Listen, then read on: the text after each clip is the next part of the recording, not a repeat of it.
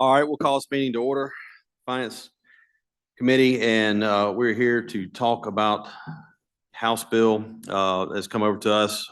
Obviously, we know why we're here. This is a battery cell production facility for electric vehicles and industrial applications in Marshall County. Our friends at MDA are here to also answer any questions if we don't have the answers immediately available to you. I want to thank MDA, Bill Cork and the staff. All of y'all have worked really hard, and Mr. Hall from Marshall County, who's put a lot of work into this to get it to this point. I want to thank them for all their diligence and being available to us. So I'll go over the high points again. I think everybody's been briefed on this, but we'll go over it again and we'll take any questions from the committee.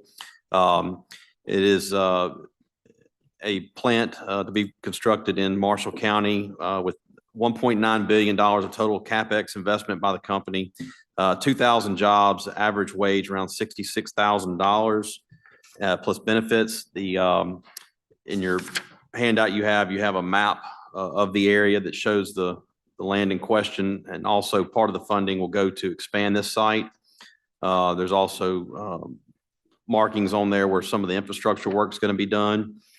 Like I said, the company plans to invest about $1.9 billion. The state is going to bond about $482 million to backstop it. We passed the appropriation bill to lower that amount today, and any funds that are appropriated will lower the bond amount as we go through the progress of the project. The site is going to be on 1,700 acres total. The site that the company is going to be on is a 500-acre site. The state will fund a portion of the site development.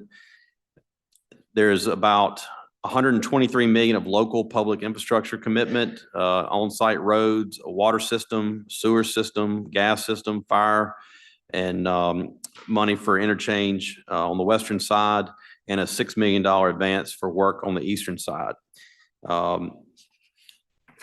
The other interchange that is contemplated will only be built when the triggers require it to be, which hopefully will indicate a growth in the park and activity that is taking place on the site. The grants provided by the state and MDA directly are about $186 million total. 160 of it is inside the fence cost, which is $120 million for discretionary funds, and $40 million is for the land stabilization pad construction that I mentioned earlier.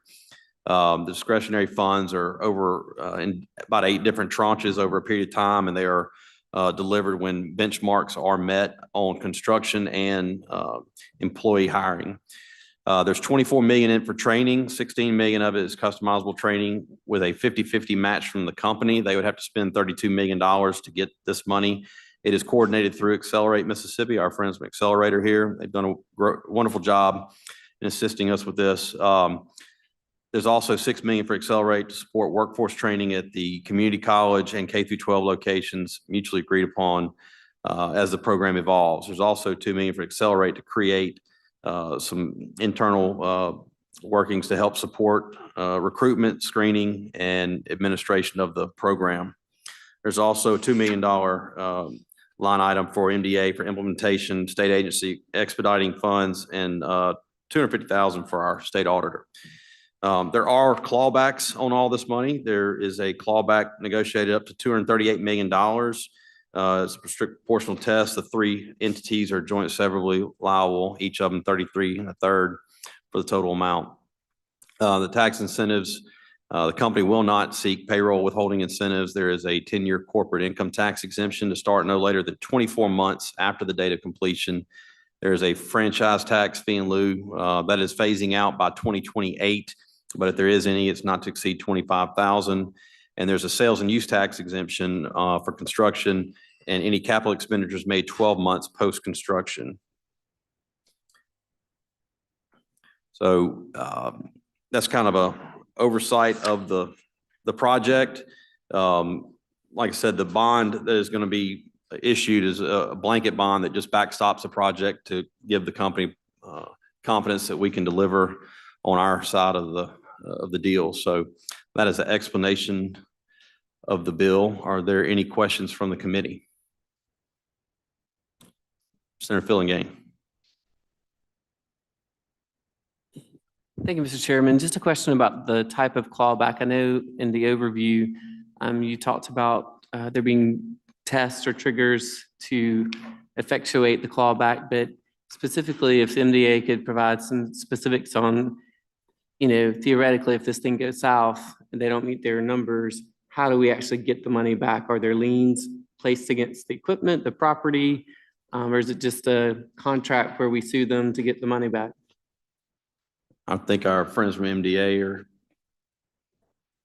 Mr. Cork, you don't mind?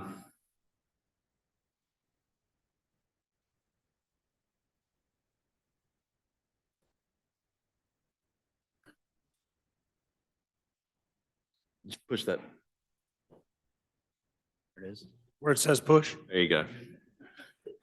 Been a long couple of days.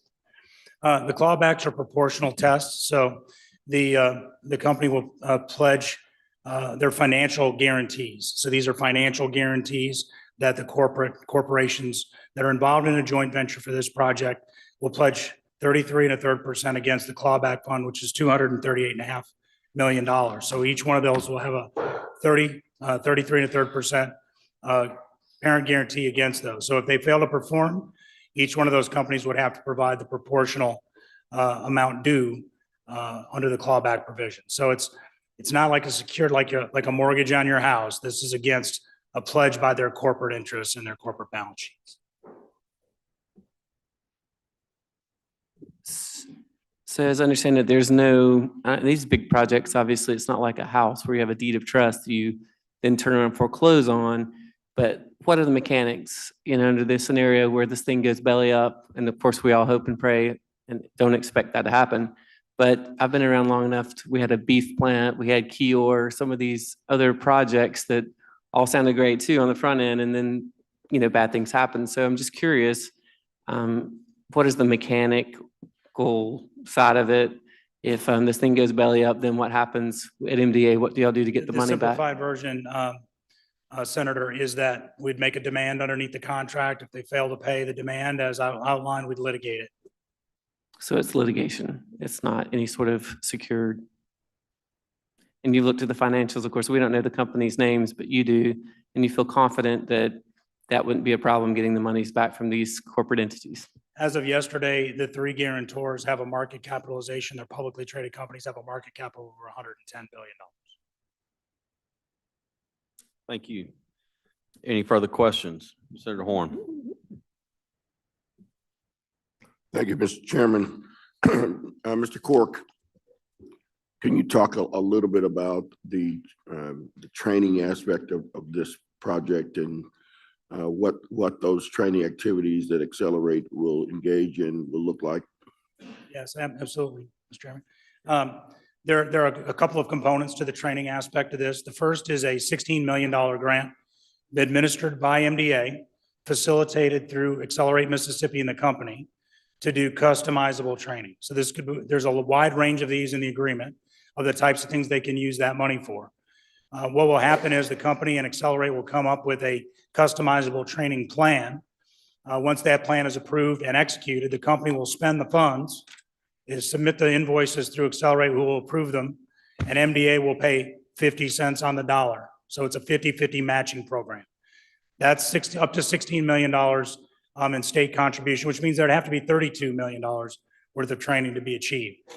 We don't have a lot of the details on that yet because this is a new joint venture, and we'll have to mobilize a lot of training locally to achieve that. And in the meantime, there's going to be a lot of training and experiential learning that will happen outside the state as we master this technology and bring it into the state so that we will have Mississippi's owning this new technology.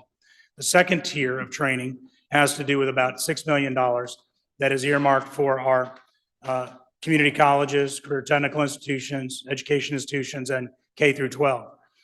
This is specifically designed around sort of permanent training to help develop the pipeline of current and future talent necessary to keep this. So it's the seed fund that gets our pipeline of training done. The last piece of this is a $2 million appropriation for Accelerate Mississippi to do something which we think is really relatively not novel, and that is to assist them with domestic international recruitment for talent to bring it into the state. focusing, of course, first on Mississippi citizens and getting them in the pipeline for this kind of work, screening those applicants, providing all the background checks and that so that we can hand a pipeline of hire-ready individuals to the company. Because as a new company with not a lot of experience in Mississippi, we're gonna be sort of their front end of that hiring pool, which will give us a lot of ability to reach deep into Mississippi's bench to find talent for this plan. The other piece of that will be ongoing, sort of what we call maybe a one-stop shop at Accelerate, with dedicated project officers that for the next 5 or 6 years while this company is ramping up, to be a single point of contact for the company for all their HR and training related needs and to facilitate the overall program of work for training. So I hope that sums it up for you, Mr. Now, the 2 million is that to recruit out of state and out of country applicants, or is it? It includes that, of course. We're going to require talent literally from everywhere we can get it. But the about $1 million of that money, as I appreciate it, is going to be used to establish an online portal to process interested individuals and applicants. It would be kind of more of an embellishment over what we already have with Mississippi Works. It would not be dedicated for this project, but could be replicated for other projects as well. And what that'll allow us to do is create candidate pools, determine their qualifications, assess their training needs, and then build them into the pipeline for hire, but also understand what kind of gaps and skills we may have to rapidly fill in order to get them prepared for the production. Ryan, I hope I said that right. Okay, very good. Thank you. Thank you. So on to the Committee on Foreign Investment in the U.S. And the technology importation issue. So we have a potential issue that this technology might not be approved for importation. So the guts of this battery plant is a production process that takes the raw materials and fashions them into the ultimate battery. That technology is being is owned. The intellectual property for that technology and the equipment is owned by an overseas company that would be required to receive both export control approvals from the host country as well as Committee on Foreign Investment in the U.S. approvals here in the United States. Okay. And I'm looking on line 24 on the bill, starting on line 24, it says from surface or subsurface mineral exploration activities. So in the law, sir, we do not permit the landowners to exploit the mineral rights. Those are reserved. So you're going to retain the mineral rights? That is correct. The state will? Well, whoever owns them will retain them. So is at some point the company going to own that land? They will own a fee interest in the land. We will sell the property to the joint venture, but the mineral rights are reserved. Okay. Now, I also see that in this handout, this is a major economic impact authority project. Sir, yes, sir. And we normally take those projects out from under state bid laws. Is that correct? We have accelerated bidding, waiver from the state procurement laws, and we have actually enhanced authorities for MDOT so that they can deliver the highway interchanges in a timely fashion. Right. And on the handout, part of the handout, it says we're doing accelerated bidding. So they are going to be out from under state bid laws, even though folks will be taking bids and following and accelerated. It's expedited. Okay. And there's language here that says use of Mississippi contractors is encouraged but not mandated. That is correct. And affirmative outreach of minority and small businesses is required, but the use of those companies is not mandated. Well, the use of them is not mandated, but they have to do affirmative recruitment. Who, you say they? The company. The state's not going to have a recruitment effort for its portion? Oh, of course we are. In fact, specifically speaking to the small minority and disadvantaged business provision, there's a provision in our agreement that requires the company to consult with MDA's small and minority owned business group, Carol Harris's group in our agency, to access our databases to promote those companies through the system. We've done that already for Aluminum Dynamics, as you may recall. We connected with the procurement and contracting office with Aluminum Dynamics early in the process.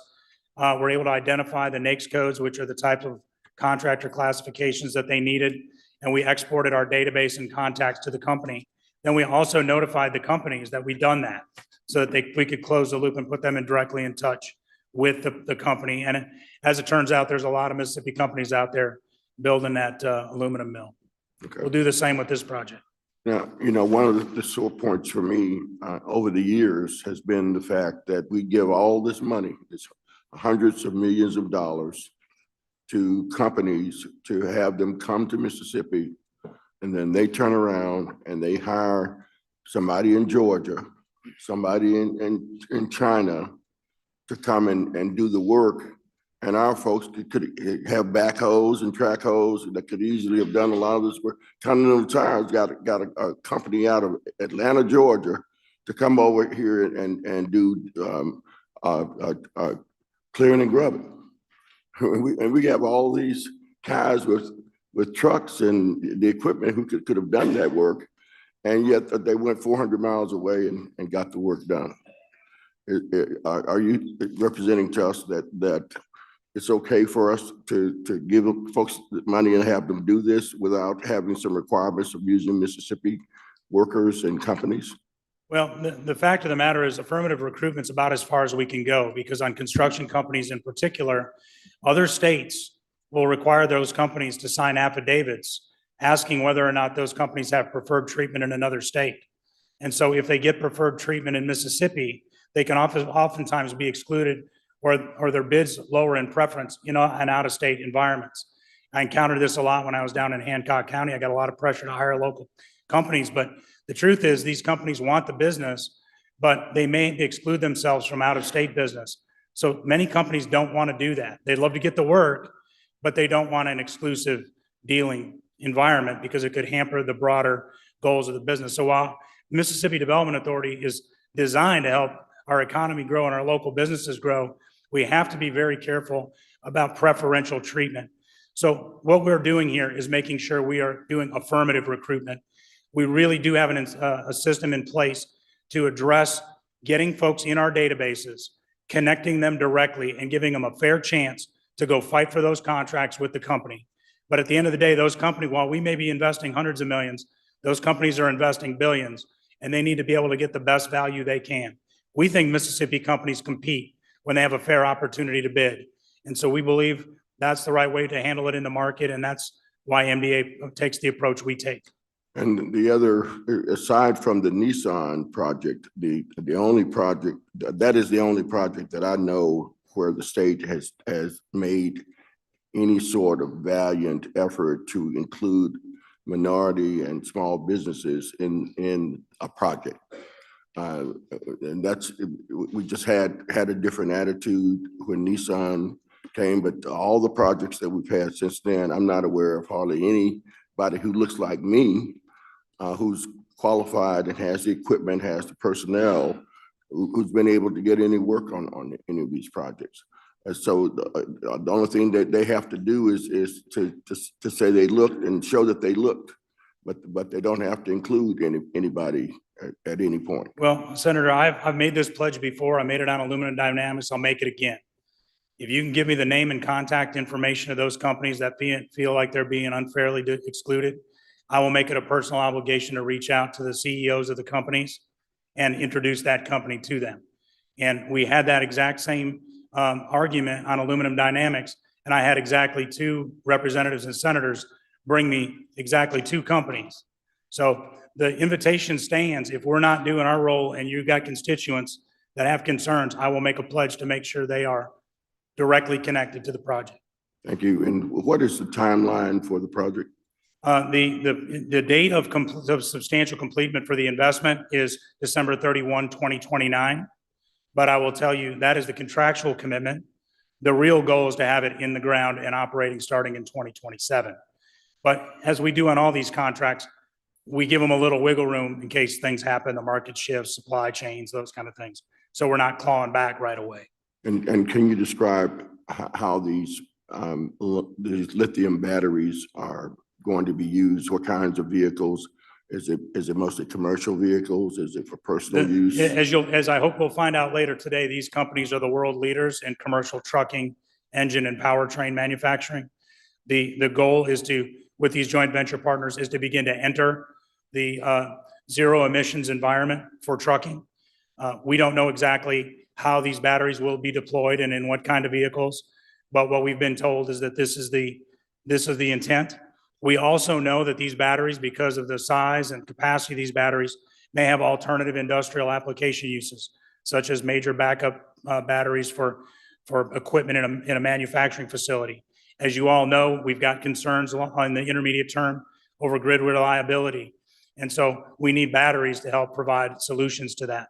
So there is an alternative pathway for this plant to make money outside of the automotive or mobility industry. But it's clear from the participants that their goal is to enter a carbon-free mobility environment. Thank you, Mr. Chairman. Thank you. Any other questions? Many members? All right. Seeing no more questions. Thank you, Mr. Chairman. Thank you, Mr. Cork. Seeing no more questions on the bill for a motion. Motion is title sufficient do pass. All those in favor signify by saying aye. All opposed? The ayes have it. Motion to rise and report. All in favor say aye. All opposed? The ayes have it.